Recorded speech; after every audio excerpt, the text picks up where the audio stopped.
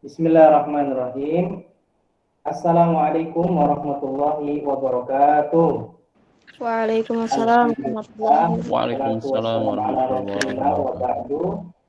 Pertama-tama yang kami hormati Ustadz Dr. Unang Wahidin MPDI selaku Ketua STAI Al-Hidayah Bogor. Yang kami hormati, kami muliakan Al-Ustadz Aceh Zakaria M. Ahum, hafizahullah ta'ala. Yang kami muliakan dan kami cintai seluruh mahasiswa-mahasiswi Sekolah Tinggi Agama Islam Al-Hidayah Bogor. Alhamdulillah, puji syukur kita panjatkan pada Allah malam hari ini di hari Sabtu ya, tanggal 14 Agustus tahun 2021. Kami Budi Setiawan dari LDTBA, Lembaga Dakwah Khatib dan Bahasa Arab, kembali menyelenggarakan program rutin setiap pekan, yaitu program taklim mahasiswa yang ini didedikasikan khusus kami persembahkan untuk para mahasiswa sebagai bentuk pelayanan kampus kepada seluruh mahasiswa Sivitas Akademika STAI Al-Hidayah Bogor. Malam hari ini insya Allah telah bergabung bersama kita semua guru kita, dosen kita Al-Ustadz Aceh Zakaria M. Ahum. Insya Allah beliau malam ini akan share ilmu kepada kita semua dengan tema menjadi manusia merdeka seutuhnya. Ya, bagaimana pembahasannya? Langsung saja kita akan simak dengarkan kepada Al-Ustadz. Falyatafadhal mashkuran. Baik, terima kasih Ustaz Budi. Alhamdulillahirabbil alamin, wassalatu wassalamu ala nabiyyina Muhammadin wa ala alihi wa ashabihi ajmain. Allahumma anfa'na bima 'allamtana wa 'allimna ma yanfa'una wa zidna ilman. Pertama-tama, marilah kita senantiasa bersyukur pada Allah Subhanahu wa taala atas berbagai limpahan nikmat-Nya, sehingga di kesempatan malam Ahad ini kita bisa berkumpul melalui media online untuk bersama-sama melaksanakan thalabul ilmi. Mudah-mudahan Allah Subhanahu wa taala memberikan kepada kita semua keberkahan sehingga dalam menjalani kegiatan hari-hari kita senantiasa berada dalam lindungan Allah Subhanahu wa taala. Ustaz Budi dan rekan-rekan yang dirahmati Allah Subhanahu wa taala, tema yang insya Allah kita akan bahas ya dan kita diskusikan malam ini yaitu berkenaan dengan menjadi manusia merdeka seutuhnya. Tema ini saya terinspirasi ya karena kurang dari sepekan lagi ya, atau tepatnya mungkin di hari Selasa, bahwa bangsa Indonesia itu akan memperingati 17 Agustus ya. Yang sama-sama kita ketahui ya bahwa di tanggal itu ya 76 tahun yang lalu itu Indonesia dinyatakan bebas ya atau merdeka. Nah, bagaimana sebetulnya ya kemerdekaan yang dimaksud yang ada dalam Islam ya atau dalam ajaran Islam ya. Mari kita sama-sama ya simak pembahasan berikut ini ya.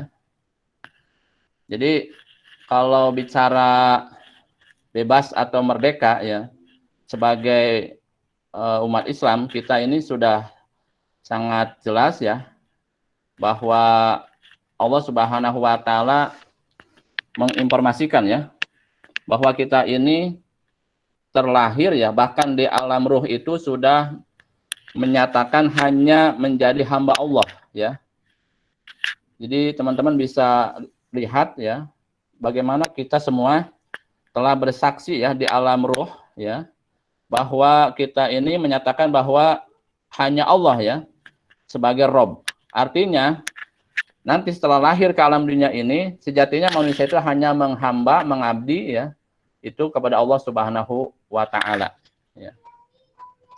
Nah, kemudian yang kedua, sejalan dengan ayat 172 Al-A'raf itu juga terdapat di surah ke-51 yaitu surat Az-Zariyah ayat 56 bahwa Allah Subhanahu wa taala dengan tegas yang menyatakan bahwa tujuan penciptaan manusia itu adalah untuk menyembah Allah Subhanahu wa taala. Dengan kata lain, menurut para ulama ya, ayat wa ma khalaqtul jinna wal insa illa liya'buduni adalah maknanya adalah untuk mengesahkan Allah Subhanahu wa taala ya.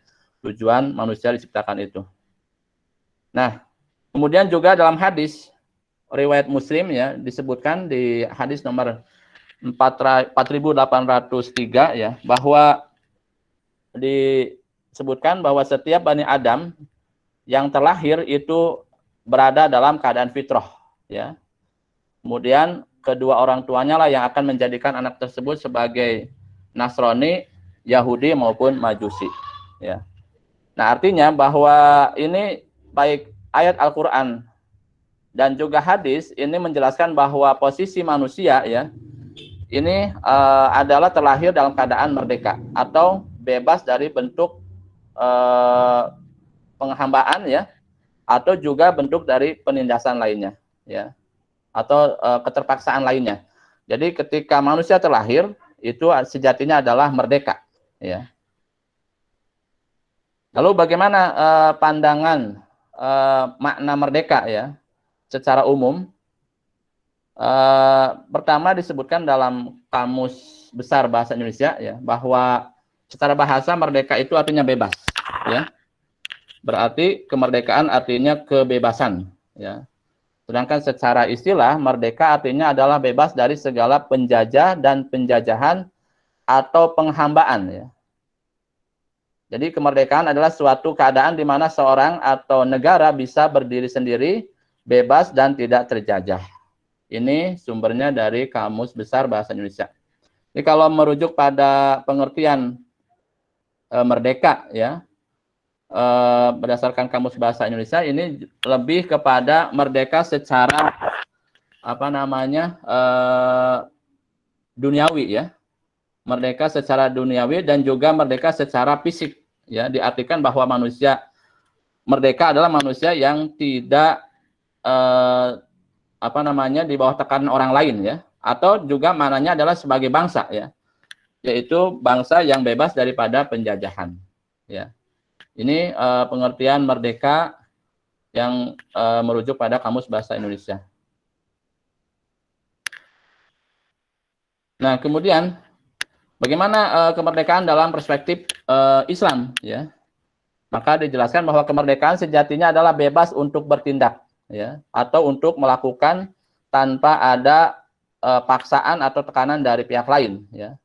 Hal ini dapat dipahami karena manusia adalah makhluk yang diberikan otonomi dan kepercayaan sebagai khalifah fil ard. Ini bisa dilihat di surah Al-Baqarah ayat 30 ya, bahwa manusia itu diciptakan adalah sebagai khalifah fil ard ya. Nah, berkenaan dengan sebagai khalifah fil ard, ada beberapa makna yang ingin saya sampaikan, bahwa yang pertama adalah yatakhallafu ba'duhu ala ba'd ya. Yaitu saling menggantikan ya antara satu generasi dengan generasi yang lain ya. Ini makna khalifah, yaitu dari kata takhallafa yatakhallafu ya. Ini satu akar, yaitu artinya saling menggantikan. Yang kedua maknanya sebagaimana kita ketahui adalah pemimpin ya. Jadi ketika manusia diciptakan oleh Allah Subhanahu wa taala di muka bumi ini adalah maknanya sebagai pemimpin atas makhluk lainnya. Nah, yang menarik yang ketiga, ini mungkin yang jarang kita dengar ya, makna khalifah fil ard itu adalah manusia itu sebagai penyelenggara tauhid ya. Artinya kemanusiaan manusia itu ada pada sejauh mana dia menjadi penyelenggara tauhid di muka bumi ini. Nah, ini makna khalifah yang saya dapatkan ya, berkenaan dengan ayat di ayat 30 surat Al-Baqarah ya.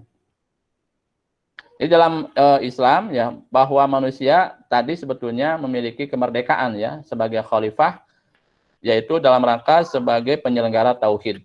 Nah, ini di antara makna yang mungkin ya lebih harus kita pahami ya, bahwa sejatinya bahwa tugas pokok khalifah adalah menghamba, yaitu mentauhidkan Allah dalam beribadah ya.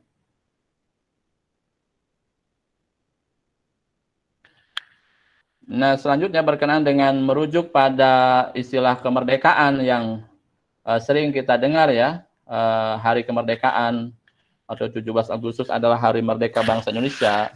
Ini lebih kepada apa namanya kemerdekaan yang maknanya duniawi ya, yaitu bebas dari penjajahan ya kalau sebagai bangsa ya, atau bisa jadi maknanya bebas dari penindasan kalau sebagai individu ya.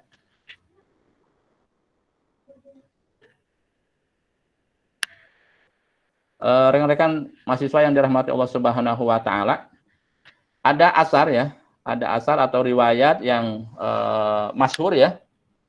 Bisa dilihat atau bisa dilacak di kitab Al-Jihad Sabiluna ya. Di halaman 119 ada riwayat yang masyhur yang sering kita dengar berkenaan dengan riwayat tentang hakikat diutusnya seorang nabi atau rasul ya ke tengah-tengah umat adalah sejatinya adalah untuk membebaskan manusia ya. Nah, ini tercermin pada riwayat Robi bin Amr ya, radhiyallahu an, bahwa beliau adalah seorang utusan pasukan Islam dalam perang Qadisiyah ya. Di mana beliau ditanya tentang perihal kedatangannya oleh Rustum. Rustum ini adalah salah satu panglima ya pasukan Persia waktu itu ya. Maka jawaban Robi bin Amr ini ya, ini beliau menyebutkan ya di hadapan panglima Persia tersebut ya, dengan lantang bahwa Allah mengutus kami, yaitu seorang rasul ya, untuk memerdekakan manusia dari penghambaan manusia kepada manusia menuju penghambaan manusia kepada Rabb manusia, yaitu Allah Subhanahu wa taala. Kemudian dari sempitnya kehidupan dunia kepada kelapangannya akhirat. Nah, yang ketiga adalah dari ketidakadilan agama-agama menjadi kepada keadilan Islam ya. Nah, ini statement ya belasan abad yang lalu ya dari seorang Robi bin Amr ya, yang bisa kita jadikan pegangan bahwa hakikat merdeka ya, paling tidak di sini ya, ini bisa diambil 3 hal ya berdasarkan ajaran yang dibawa oleh Nabi Muhammad SAW atau hakikat diutusnya Rasul, yaitu membebaskan manusia dari menghamba ya kepada manusia menjadi hanya menghamba kepada Allah, kemudian menjadikan manusia bebas dari penghambaan dunia menjadi mengejar akhirat, dan yang terakhir daripada ketidakadilan agama-agama menjadi keadilan Islam ya. Jadi ini asar yang masyhur ya dari seorang Robi bin Amr ya, seorang sahabat yang waktu itu diutus ya untuk menjadi duta Islam ya ke Persia ya. Rekan-rekan mahasiswa yang dirahmati Allah Subhanahu wa taala. Nah, selanjutnya bagaimana Al-Qur'an memaknai merdeka ya atau kebebasan tersebut ya. Pertama, kita bisa melihat makna kemerdekaan dalam Al-Qur'an ya, itu bisa dilihat dari perjalanan kisah Nabi Ibrahim alaihissalam ya. Jadi kalau di pertemuan sebulan yang lalu ya, saya juga menyinggung tentang sosok Nabi Ibrahim ya, berkenaan dengan karakter pemudanya ya. Nah, di kesempatan malam ini juga sosok Nabi Ibrahim ini menjadi satu referensi ya, atau menjadi teladan ya, bagaimana beliau menggambarkan ya pencarian beliau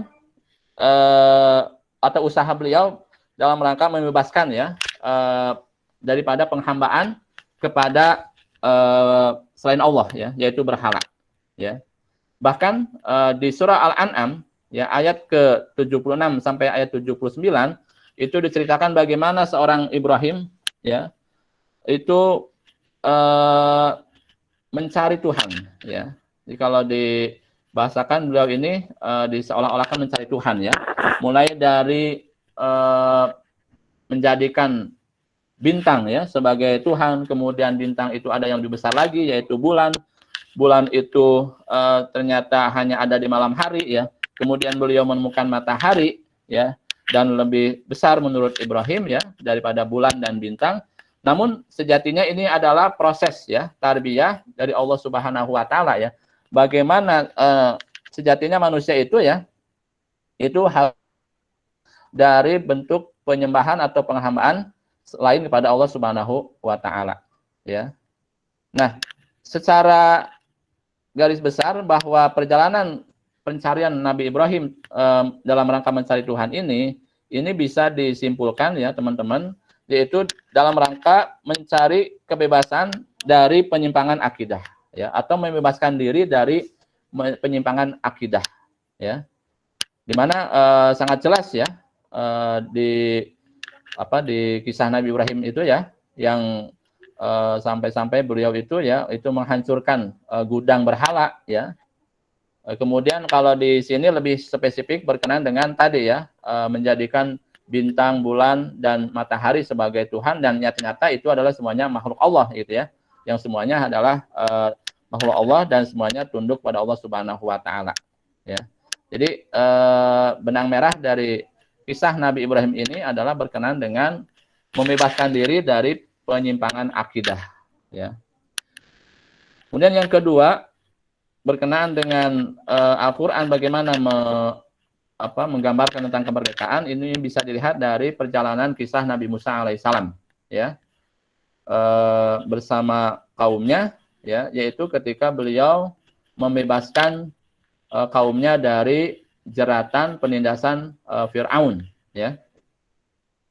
Ini jadi kisah perjalanan Nabi Musa ini ya, ini adalah kisah perjalanan perlawanan beliau ya, yang merupakan anak angkat ya dari Fir'aun ya, sampai kemudian beliau membebaskan diri dan menjadi seorang nabi ya, diutus menjadi seorang nabi, dan kemudian membebaskan kaumnya dari penindasan Fir'aun. Nah, ini bisa dilihat ya tentang kisah Nabi Musa dengan kaumnya ini ya, itu di surat Al-A'raf ayat 127 ya, di mana secara garis besar apa yang dilakukan oleh Nabi Musa alaihissalam ini lebih kepada memerdekakan diri dan juga bangsa ya, atau lebih khususnya bangsa Israel waktu itu ya, itu dari bentuk penindasan ya, di mana sang penguasa waktu itu Fir'aun ya, itu dengan sombongnya mengatakan wa ana rabbukumul a'la gitu ya, dan akulah Tuhan kalian yang maha tinggi.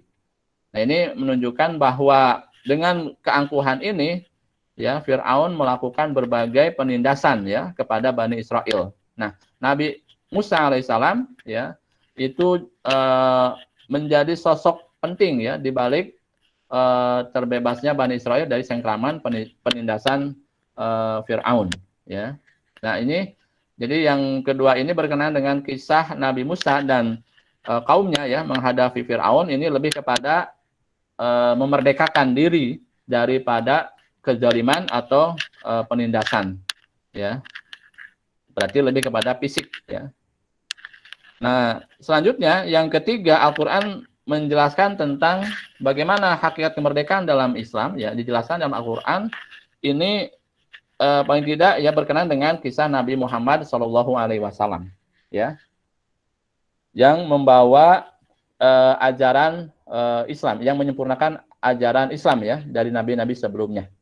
Nah, bagaimana kita ketahui ya bahwa Nabi Muhammad SAW ya, memang ketika beliau diutus, beliau menghadapi tantangan berupa waktu itu ya masyarakat Quraisy itu tidak merdeka ya dalam menyembah. Artinya mereka punya satu keyakinan ya atau sesembahan ya yang menjadikan mereka tidak merdeka ya. Ini hampir sama dengan umat Nabi Ibrahim, yaitu di masa Nabi Muhammad, yaitu mereka menyembah berhala ya. Ada yang masyhur itu ada Lata, Manat dan Uzza ya. Itu simbol-simbol ya yang diyakini oleh bangsa Quraisy waktu itu ya. Nah, Nabi Muhammad SAW ini menghadapi kaum yang menyembah itu ya, berhala ya. Artinya mereka tidak merdeka secara perspektif Islam ya. Nah, Rasulullah menghadapi itu ya.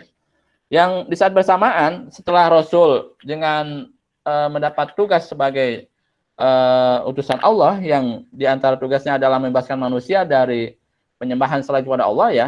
Nah, Rasulullah mendapati bentuk penindasan ya, dan juga pengikutnya ya, yang ini berakibat pada penindasan secara fisik. Artinya waktu itu ya para sahabat yang mengikuti Nabi Muhammad SAW ini tidak merdeka secara fisik ya. Jadi Rasul ini menghadapi dua hal ya, menghadapi penindasan dalam bentuk akidah, yang kedua adalah penindasan dari bentuk fisik ya. Kita ketahui bagaimana awal-awal ya para sahabat ketika menyatakan ya atau memeluk Islam ya, itu bagaimana penindasan yang diterima oleh mereka ya, seperti yang dialami oleh Bilal radhiyallahu an ya. Nah ini juga dialami oleh keluarga Amr ya. Nah ini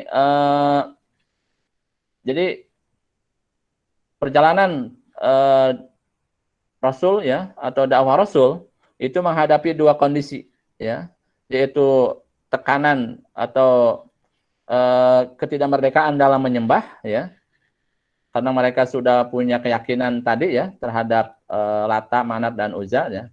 Yang kedua juga menghadapi tekanan para pembesar Quraisy yang tidak ridho ya, yang tidak suka dengan ajaran Islam ya, di mana ini diterima oleh para sahabat Nabi ya, dan juga termasuk Nabi ya, bagaimana beliau itu dilukai ya. Jadi dakwah Nabi ya, atau Nabi Muhammad SAW ini lebih kepada tadi ya, membebaskan diri dari penyimpangan akidah dan juga penindasan ya, penindasan secara fisik ya. Nah dari tiga hal ini ya, berkenaan dengan bagaimana Al-Quran menjelaskan tentang kemerdekaan dan usaha memerdekakan diri ya. Pertama dari kisah Nabi Ibrahim ya, yaitu membebaskan dari bentuk penyembahan ya atau kekotoran akidah ya, penyimpangan akidah. Kemudian juga yang dilakukan oleh Nabi Musa alaihissalam berkenaan dengan penindasan ya, kemerdekaan secara fisik waktu itu Bani Israel, dan juga terakhir kisah Nabi Muhammad SAW ya yang membebaskan manusia dari penyembahan terhadap berhala dan menghilangkan penindasan ya. Ini lengkap ya, lengkap bagaimana Al-Qur'an menggambarkan sejatinya kemerdekaan ya atau kebebasan itu adalah manakala kita bisa menyembah Allah saja gitu ya. Selain tadi ya, tidak melakukan ketaatan atau penyembahan kepada selain Allah Subhanahu wa taala.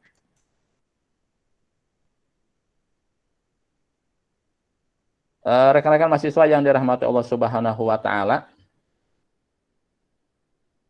Nah, berikutnya ini adalah faktor-faktor yang menjadikan hidup tidak merdeka ya.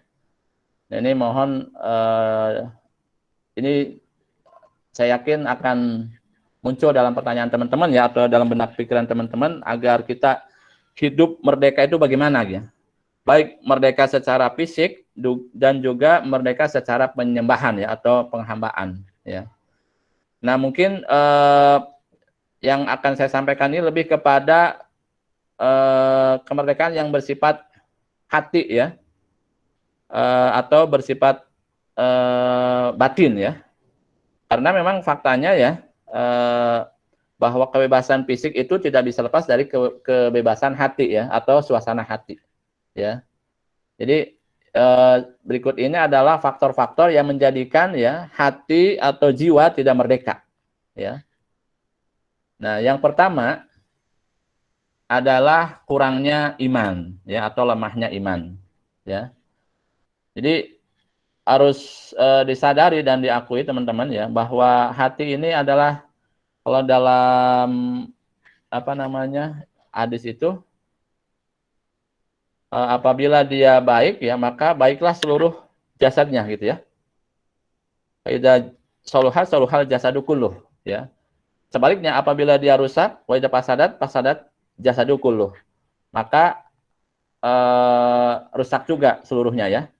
Jadi luar biasa ya posisi hati. Oleh karena itu, seorang yang lemah iman ya, itu akan menjadikan dia menjadi jiwa atau pribadi yang tidak merdeka ya. Menjadi pribadi yang terikat ya, atau lemah gitu ya. Jadi lemah iman itu ya bisa mempengaruhi terhadap lemahnya fisik, ya. Nah, sementara dalam Islam kita ini dianjurkan untuk menjadi seorang mukmin yang kuat, ya. Yang maknanya luas, ya. Bisa kuat secara fisik, bisa kuat secara ekonomi, bisa kuat secara ilmu dan sebagainya, ya. Nah, jadi lemahnya iman ini menjadi faktor yang menjadikan manusia atau pribadi, ya, seorang itu bisa lemah, ya, dengan kondisi iman yang lemah. Maka hal ini menjadi perhatian kita semua, ya. Kita harus senantiasa meningkatkan iman kita, ya, meningkatkan iman kita, ya.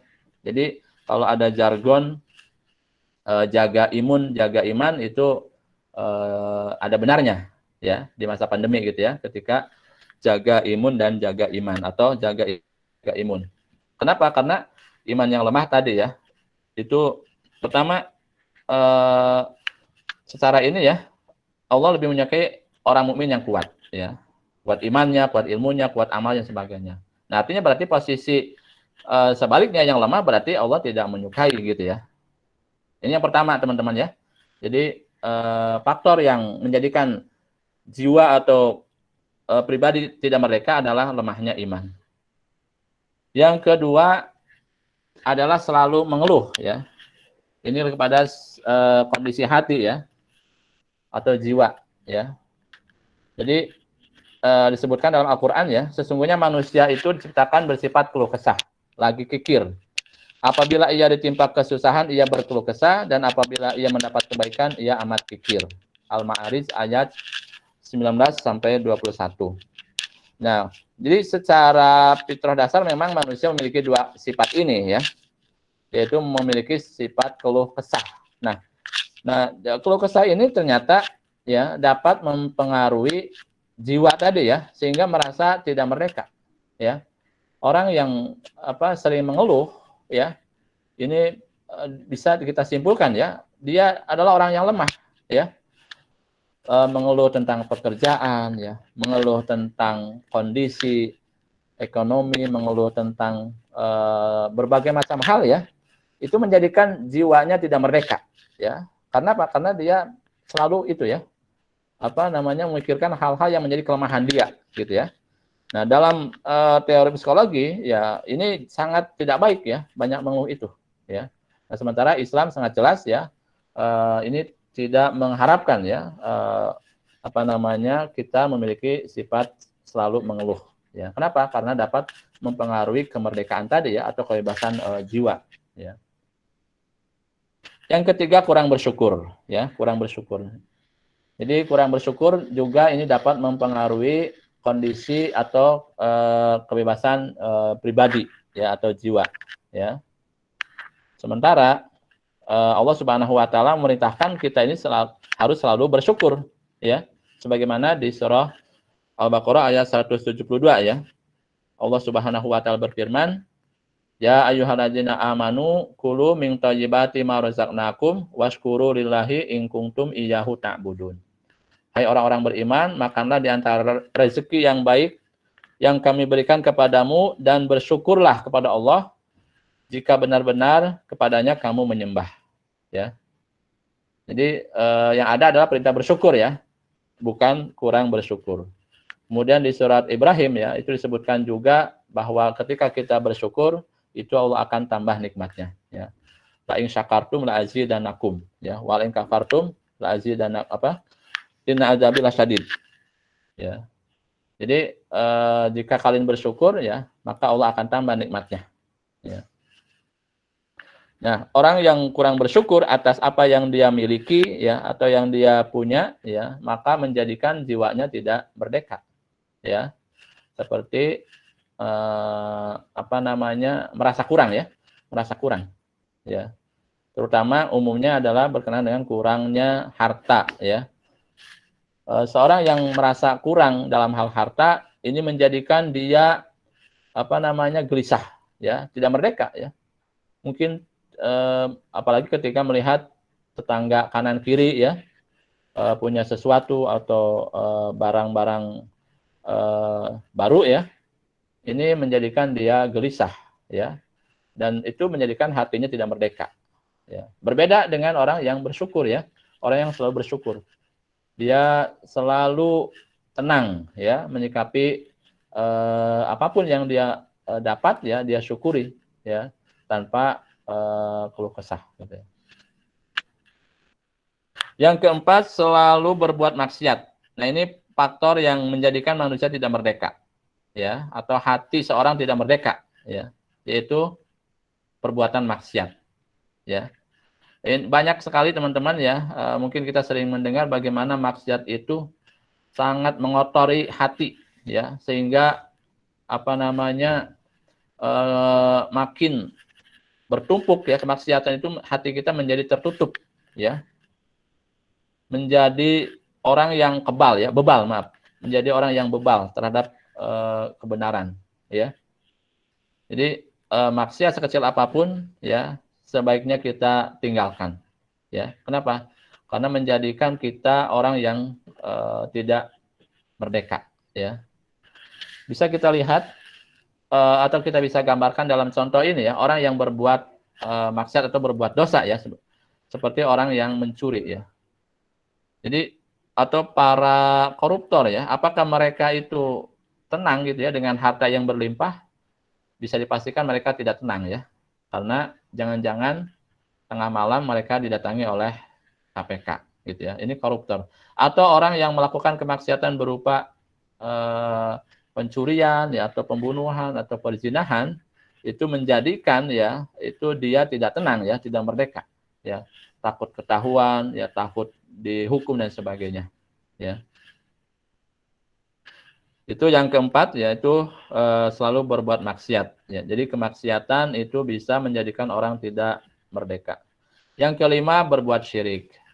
Ini jelas sekali ya bahwa perbuatan syirik ya ini menjadikan orang ini tidak merdeka ya. Teman-teman bisa apa namanya perhatikan di masyarakat ya, yang dia punya keyakinan menyimpang ya, atau perbuatan syirik ya.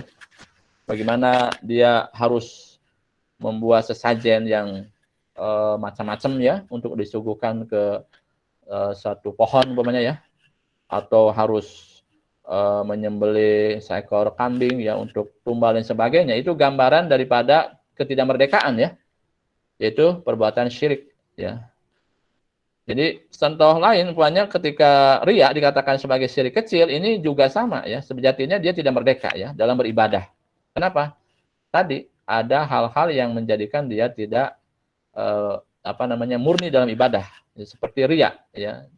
Dia harus memperbagus ibadahnya karena ingin dinilai oleh seseorang ya. Jadi memang perbuatan syirik ini sangat jelas ya, ini dapat menjadikan orang tidak merdeka ya, atau jiwa seorang tidak merdeka ya. Kemudian yang keenam, zikir ya. Lalai berzikir ini artinya dia kurang dalam zikir ya. Jadi zikir lama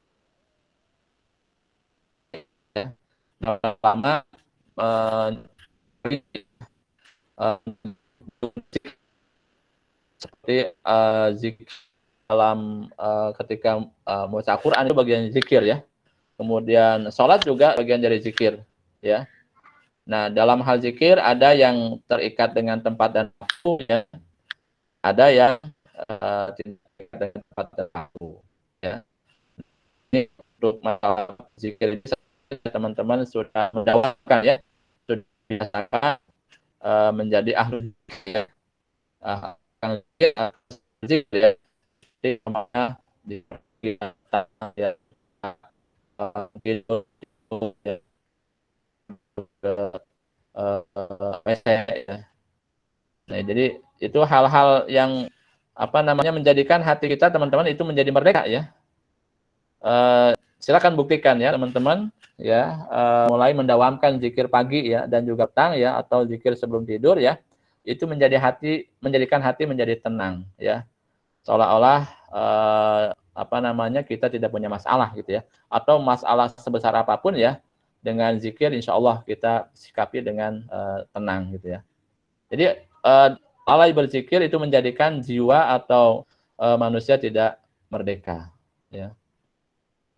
Kemudian yang ketujuh, terlalu mengejar dunia, ya, terlalu mengejar dunia. Jadi hubud dunia, ya, hubud dunia. Jadi mencintai dunia, ya, dan karohiyatil maut, ya, membenci kematian. Dan sebagaimana penyakit yang akan menimpa umat akhir zaman, ya, yaitu wahan, ya, diartikan dengan hubud dunia wa karohiyatil maut, ya, cinta dunia dan tidak suka mati atau membenci kematian. Nah, itu juga bagian dari yang menjadikan manusia tidak merdeka. Ya, ini ada hubungannya dengan tadi, ya, keluh kesah gitu, ya. Itu bagian dari merasa diri, ya, lemah, ya, kurang, atau tadi kurang bersyukur. Ini faktor ini juga, ya, faktor selalu mengejar dunia, ya. Kita sadari, ya, memang kita hidup di dunia dan kita perlu dunia, ya. Tapi tadi, ya, sikap yang dilarang adalah berlebihan, ya, berlebihan terhadap dunia, ya. Kalau kita kejar dunia secukupnya untuk menguatkan akhirat, itu dianjurkan, ya. Jadi bahkan dalam satu ayat itu wala tansa nasibaka minad dunya, ya. Jangan lupakan nasib atau bagian kalian dari dunia. Artinya dunia tetap harus dikejar, ya. Cuman di sini ada bahasa terlalu, ya, terlalu mengejar dunia, atau tadi hubud dunia, ya, mencintai dunia, ya, dan membenci atau tidak menyukai akhirat, ya. Ini yang dimaksud dengan terlalu mengejar dunia. Kemudian yang ke-8, bangga dengan amal atau ujub, ya, ujub. Jadi seolah-olah amalnya ini bisa menyelamatkan dia dari api neraka, gitu, ya. Atau dia merasa tenang kalau sudah melakukan amal kebaikan, ya, sehingga dia mengabaikan amalan yang lainnya. Nah, ternyata ini dapat menjadikan dia tidak tenang, ya. Hati atau jiwanya tidak tenang dengan sifat ini, ya, yaitu merasa bangga dengan amal. Dicela, ya, teman-teman, ya. Jadi sikap ujub itu, ya, yakin dengan satu hal, ya, amalnya menjadikan dia masuk surga itu tidak boleh, ya. Jadi kita beramal, ya, memang dianjurkan untuk berharap, ya, bahwa amal kita diterima Allah Subhanahu wa taala. Nah, yang tidak boleh itu adalah ujub, ya, itu memastikan, ya, memastikan amal kita itu kita ini mengarah kepada ini, ya, menjadi orang yang merasa banyak amalnya, gitu, ya, menjadi orang yang bebas dari dosa. Nah, itu yang tidak boleh, ya. Nah, itu menjadi faktor yang menjadikan jiwa tidak merdeka, ya, yaitu penyakit ujub, ya. Yang ke-9, meninggalkan sholat, ya, meninggalkan sholat ini bagian dari yang akan menjadikan jiwa tidak merdeka, ya. Saya yakin teman-teman merasakan, ya, kondisi bagaimana kalau kita sudah terbiasa, ya, mendirikan sholat, ya, apalagi umpamanya kita selalu melaksanakannya dengan tepat waktu, dan bagi laki-laki berjamaah, ya, itu bagaimana merasa tidak tenang hati, ya, ketika kita umpamanya tidak sholat secara berjamaah atau tidak tepat waktu, ya. Nah, bagaimana dengan kondisi yang meninggalkan sholat? Ini jauh lebih ini lagi, ya. Kondisi hatinya pasti galau, ya, galau dan tidak tenang pasti, ya. Nah, tentang keutamaan sholat, ya, kita sudah sangat ini, ya, tahu dan paham bahwa luar biasa dalam Islam, ya, sholat ini, ya. Itu dalam satu hadis ini menjadi pembeda antara mukmin dan kafir, ya, menjadi dari sholatnya, ya, dari faktor ibadah sholatnya, ya. Yang terakhir, ya, ini yang bisa menjadikan jiwa tidak merdeka adalah tidak bersedekah, ya. Ini luas, teman-teman, ya. Tidak bersedekah berarti dia mengabaikan hal-hal perbuatan baik, ya. Jadi dalam kondisi tertentu, ya, sebetulnya jiwa kita ini punya ini, ya, punya semacam panggilan, ya, untuk berbuat kebaikan, ya.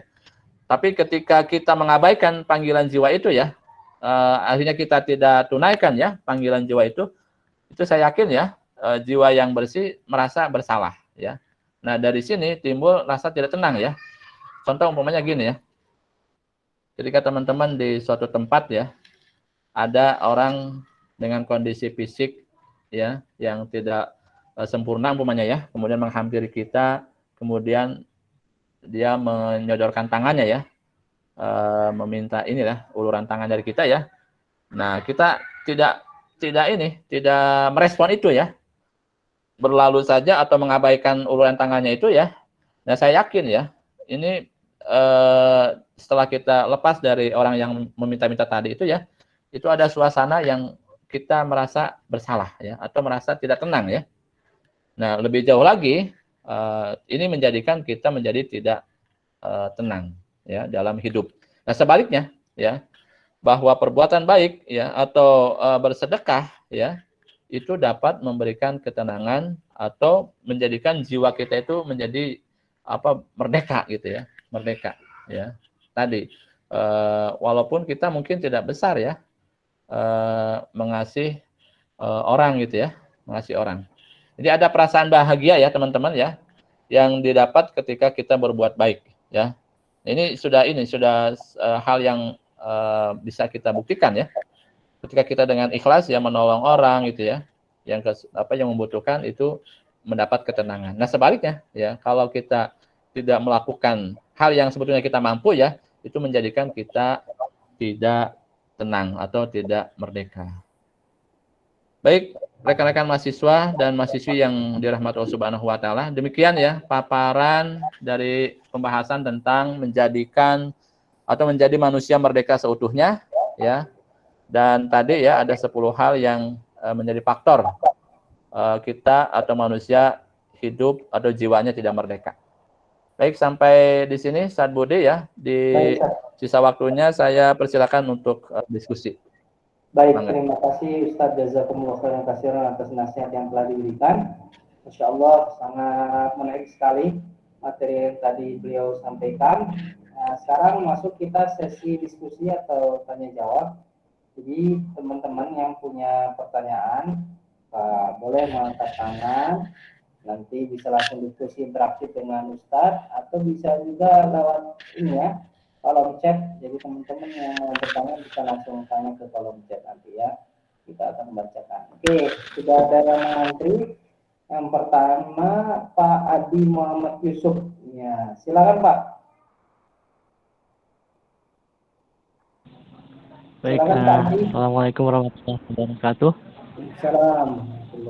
Waalaikumsalam warahmatullahi wabarakatuh. Begini Ustaz, ketika kita berbicara masalah kemerdekaan Ustaz, kemudian kita hubungkan dengan dengan ajaran Islam. Kita bisa setuju dengan semua yang antum jelaskan tadi. Nah, akan tetapi ketika kita berbicara dengan seorang yang tidak mau beragama atau ateis, Ustaz, mereka menyebarkan syubhat bahwa bukankah kemerdekaan itu adalah lepas dari segala belenggu beban-beban dogma yang diajarkan oleh satu agama dan agama yang lainnya, Ustaz. Nah, ini bagaimana cara menjawab syubhat-syubhat seperti ini, Ustaz? Syukran, jazakallah khair. Iya. Assalamualaikum warahmatullahi wabarakatuh. Baik. Waalaikumsalam warahmatullahi wabarakatuh. Waalaikumsalam warahmatullahi wabarakatuh. Baik, langsung direspon, Ustaz Budi. Boleh? Ya, silakan Ustaz. Ya. Baik, berkenaan dengan pertanyaan siapa tadi? Pak Adi ya? Adi Yusuf. Berkenaan dengan syubhat bahwa bukankah orang beragama itu justru menjadikan tidak merdeka gitu ya? Kurang lebih itu ya yang saya pahami ya. Betul ya Ustaz. Gitu ya Pak ini ya. Pak Adi ya. Jadi ini syubhat ya, betul ya. Jadi memang ada anggapan bahwa dengan beragama itu menjadikan justru kita tidak merdeka ya. Buktinya apa? Tadi ya, contoh banyak, ketika kita memilih Islam ya, atau menjadi seorang Muslim, dia harus terikat dengan aturan atau syariat Islam kan? Seperti umpamanya sholat 5 waktu, gitu ya. Kemudian ketika dia berharta harus berzakat, ya. Ketika dia mampu harus berhaji, ya. Kemudian Zulhijjah kemarin ketika mampu dia harus berkurban gitu ya. Nah ini digambarkan oleh mereka ini ya seolah-olah ini bentuk penindasan ya dalam tanda kutip agama ya atau dogma agama. Ya. Padahal sejatinya ini ada memang perspektif yang menjadikan merdeka itu terbebas dari segala hal. Ya, seolah-olah seperti itu ya. Nah, padahal ya dalam perspektif Islam bahwa memang betul ya makna yang bebas dari penindasan itu ya itu bagian dari lawan dari merdeka ya. Jadi ketika orang tertindas itu berarti dia tidak merdeka ya. Ini berbeda ketika kita menjalankan syariat Islam ya. Ini bukan penindasan ya, baik secara fisik ataupun secara jiwa tidak ya. Tidak dimaknai sebagai bentuk penindasan. Lalu bagaimana cara menghilangkan syubhat ini? Ya, ini masalah apa ya? Ini bisa jadi yang menyampaikan ini dia ateis ya. Jadi kalau bicara ajaran ateis, ini gembongnya adalah siapa? Karl Marx ya. Yang anti Tuhan itu ya. Jadi atau umpamanya Nietzsche ya, Nietzsche. Yang pernah saya tahu itu ada ajaran Nietzsche ya, Nietzsche ya. Dia punya anggapan itu ya. Jadi orang beragama itu orang yang justru tidak merdeka ya, orang tidak merdeka ya. Tadi dia mencontohkan ya dalam Islam itu minimal 5 waktu ya. Kemudian dalam agama lain juga sama kan walaupun seminggu sekali umpamanya ya. Jadi menurut kalangan ateis ini ya, yang gembongnya ada Nietzsche, ada Karl Marx ya, ini adalah ajaran yang jelas-jelas bertentangan dengan agama Islam khususnya ya, bahwa menjadi seorang ahli tauhid ya, itu adalah manusia merdeka. Ya, jadi menurut Islam ahli tauhid itu adalah manusia yang paling merdeka. Ya. Jadi tidak ada istilah penindasan tadi itu ya. Jadi kalau bicara ajaran ateis ya kita nggak sepadan lah ya. Jadi kita bukan itu. Yang jelas memang saya sepakat ya itu syubhat ya, syubhat. Jadi harus kita lawan ya dengan ilmu dan juga iman ya. Iman yang kuat ya sehingga kita tidak goyah. Jadi ketika dikatakan kamu ini sebetulnya nggak merdeka kalau kamu masih harus datang ke masjid gitu ya. Harus bangun subuh dan sebagainya. Bukan ya, itu bukan penindasan tapi bentuk ketaatan ya. Justru ada kemerdekaan dalam jiwa-jiwa yang bertauhid ya. Wallahu a'lam. Na'am Ustaz.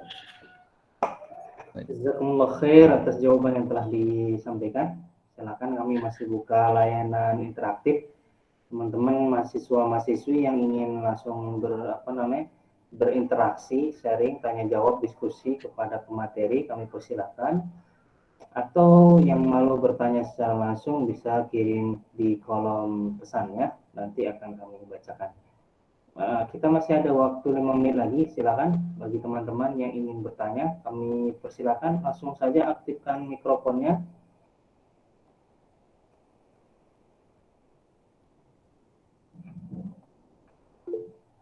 Oke, ada pesan Ustaz dari kolom chat ini dari Ibu Siti Aliyah.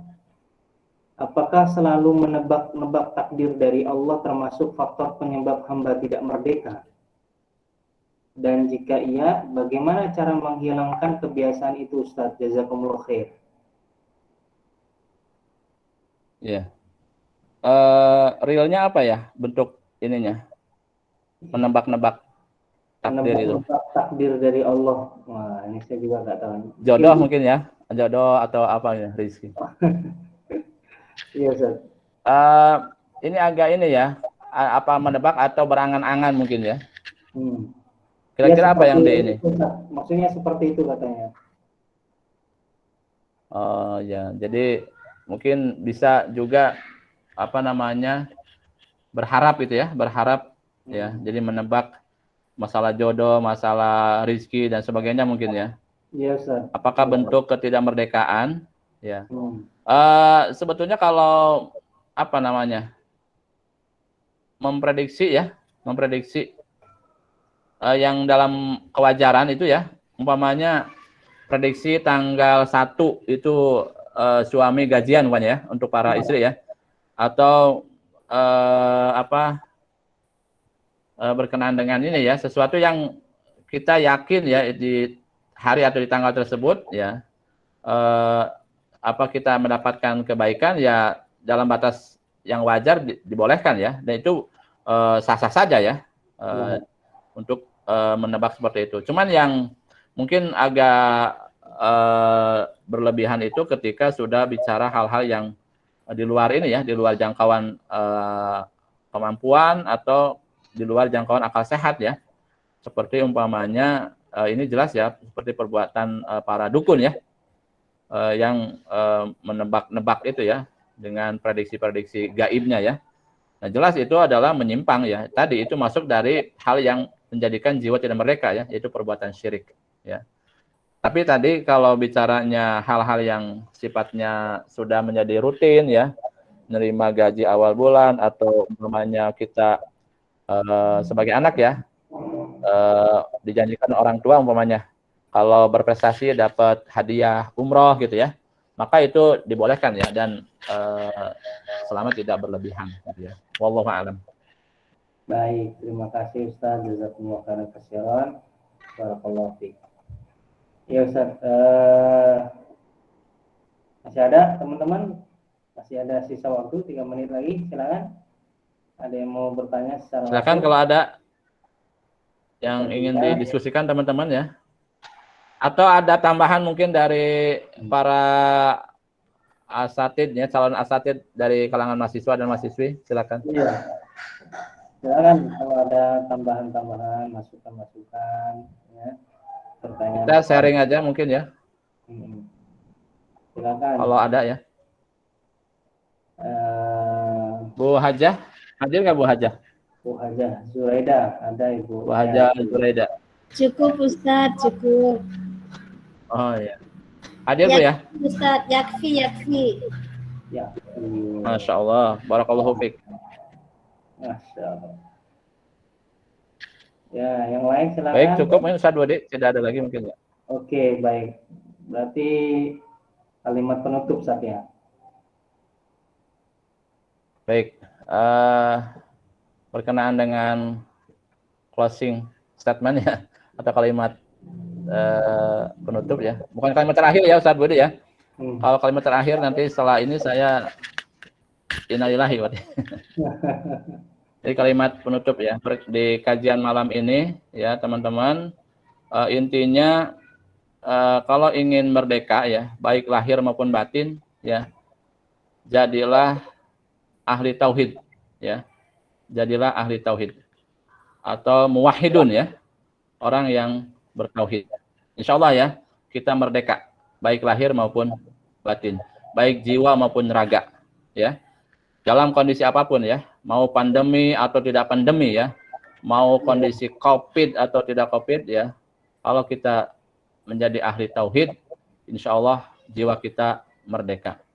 Mudah-mudahan Allah Subhanahu wa taala menjadikan kita menjadi pribadi yang bertauhid ya, dan Allah wafatkan sebagai ahli tauhid. Amin ya rabbal alamin. Demikian yang bisa saya sampaikan ya kepada teman-teman semuanya, mudah-mudahan bermanfaat. Akhir wa kalam. Assalamualaikum warahmatullahi wabarakatuh. Waalaikumsalam warahmatullahi wabarakatuh. Pada Ustaz yang telah memberikan motivasi nasihat sharing pada kesempatan malam hari ini.